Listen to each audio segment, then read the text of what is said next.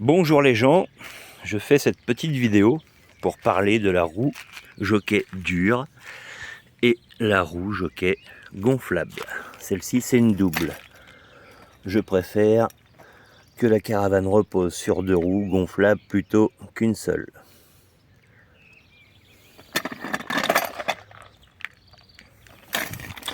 Donc celle-ci c'est la roue gonflable que j'ai acheté sur Hobelink, 40 €, avec un joli défaut de finition à la construction. C'est que quand vous la recevez,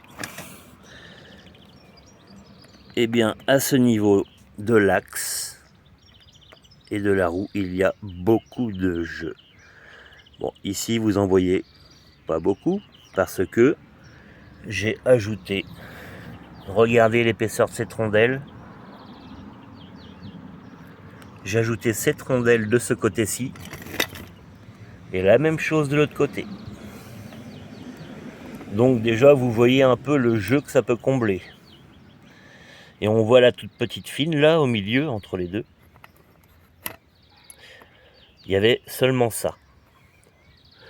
Donc franchement les constructeurs, je sais pas, mais réveillez-vous quoi. Faites des tests. Perfectionnez un peu vos conceptions. Parce que le problème que j'ai eu, c'est que la petite cage à l'intérieur, qu'on ne voit pas parce qu'il y a les rondelles, la cage qui protège le roulement, eh bien c'est déchaussé, est sorti, et donc l'axe après il part en couille. Et c'est comme ça qu'on va casser la roue en plastique. Donc voilà, j'ai comblé le jeu et tout fonctionne parfaitement. Roue gonflable, j'ai réussi à trouver la pression, c'est 3 bars. Voilà, vérifiez toujours le gonflage avant votre départ. Et donc j'ai acheté celle-ci parce que avant j'avais la roue dure comme ça. Alors la roue dure, ok, c'est bien quand tu roules sur du goudron gravillonné comme ça, sur de la route dure, sur un terrain d'herbe dur. Par contre moi qui suis de Normandie, où en automne, eh bien les terrains d'herbe ont bien absorbé la flotte, eh bien j'ai été vraiment embêté parce que ces trous s'enfonçaient dans le terrain et impossible de placer la caravane comme il faut. En plus c'était un jour de pluie, on a galéré, impossible de pouvoir avancer la caravane. Donc voilà, pour plus peiner, j'ai acheté ceci. C'est plus large. C'est plus large. Ça fait amorti en plus. Donc ça s'enfonce pas. Et il y en a deux. C'est encore mieux. Maintenant, ça roule comme il faut. Alors quand vous chargez votre caravane, ne mettez pas tout de ce côté-là. Répartissez le poids pour que il y ait plus de... Si c'est pour avoir une centaine de kilos à l'avant, voire plus, c'est pas la peine. La roue jockey va s'enfoncer.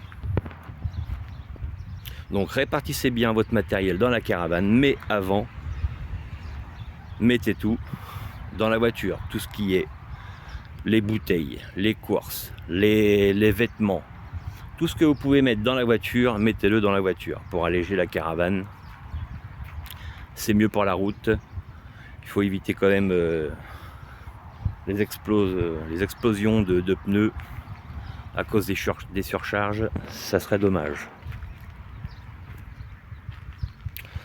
Donc voilà, voilà la différence. Ouais, j'ai eu des misères moi avec cette roue là. Bon, du coup je la garde quand même dans le coffre de la caravane. On sait jamais. S'il m'arrive un pépin avec celle-ci, eh bien j'en ai une de secours. Comme vous voyez, sur ma caravane, il n'y a pas de roue jockey installé. Moi, ça fait 7 mois que je suis installé comme ça sans avoir bougé. Donc, il y en a, ils vont dire, oui, mais les pneus, ça prend les UV, et voilà, à cause du soleil, ça crame. Et bien, si vous stabilisez bien votre caravane, votre roue jockey, vous n'en avez pas besoin et vous pouvez la ranger dans le noir, dans le coffre. Moi, ça fait 7 mois qu'elle est dans le noir, dans le coffre, et elle s'en porte très très bien.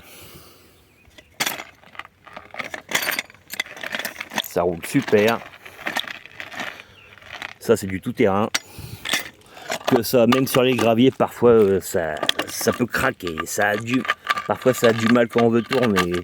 Voilà, c'est bien. Ça dépanne, quoi. C'est de la roue en série, on dira. Hein. Et si les roues dures étaient mieux, je le saurais. Hein. Pour l'instant, ça m'a ramené que des pépins. Et si c'était mieux, bah, autant mettre des roues dures à la caravane. Oula, il y a le tonnerre qui gronde. Actuellement, je suis sur Bordeaux. Nous sommes en juin 2023. Et je vais mettre fin à cette vidéo. Je ne pense rien avoir oublié.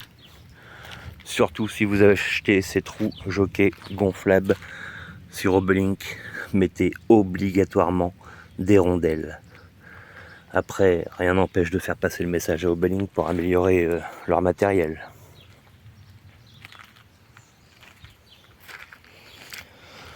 Donc voilà. Qu'est-ce que je peux dire d'autre? Oui, bon. Les roues gonflables sont plus grosses en diamètre. Voilà. Je me suis bien ajusté là en bas de la première roue. Voilà, ça dépasse pas mal quand même. Hein. Et par exemple, là, si j'attelle ma voiture à la caravane, ok, il n'y a pas de souci, je vais pouvoir le faire. Par contre, vu que les roues de celle-ci sont plus grosses, eh bien, je déconseille de rouler avec, parce que on sera vraiment trop bas pour rouler, et donc vous exploserez les pneus. Donc il faut l'enlever. Il faut l'enlever quand vous roulez. Celle-ci, on peut la laisser, c'est fait pour. Et donc voilà, vous roulez comme ça, et puis une fois que vous arrivez au camping, vous remettez votre roue à la caravane. Sauf que le problème, je vous explique. Bon, parce que je vais pas retirer, hein, là il pleut et tout. Là vous avez l'anneau à l'intérieur pour passer la roue en dessous. Sauf que quand on est attelé, il est impossible de la mettre. Et oui, ça c'est l'inconvénient. Mais je préfère avoir une petite manœuvre de 5 minutes plutôt que d'être emmerdé sur un terrain et ne pas pouvoir rentrer ma caravane à la maison. Du coup, ce que je fais, eh bien, je prends mes cales en bois. Hein, vu que mes cales à la base sont rangées dans le coffre, je les sors. J'en mets une sous chaque roue. J'avance. Et du coup, ça lève le cul de la voiture. Et ça laisse assez d'espace pour pouvoir insérer ces trous gonflables dans son logement. Voilà, fin de la vidéo. Allez, bonne journée à tous.